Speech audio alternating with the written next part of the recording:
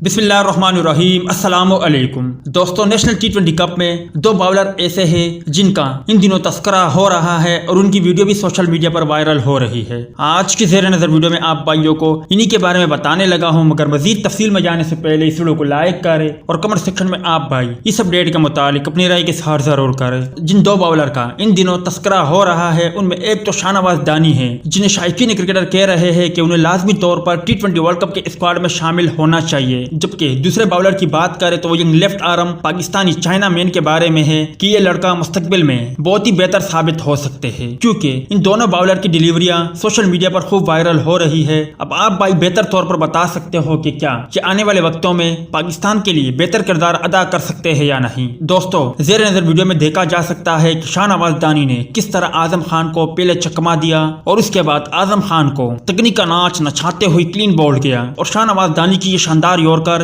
یقینی طور پر بہت ہی بہترین ہے اور ان کی یہ ڈیلیوری سوشل میڈیا پر بھی خوب وائرل ہو رہی ہے۔ جبکہ دوسری جانب کس طرح محمد رضوان جیسے بلے باز کو اس پاکستانی ینگ چائنا مین نے چکما دیا اور کس انداز سے وہ بولنگ کر رہے ہیں، یقینی طور پر ان کی بولنگ دیکھ کر آسانی سے کہا جا سکتا ہے کہ آنے والے وقتوں میں اگر اس باولر پر محنت کیا جائے تو یقینی طور پر یہ بہت آگے جا سکتا ہے۔ امید ہے دوستوں کہ آج کے مختصر ویڈیو بھی آپ بھائیوں کو پسند آئی ہوگی۔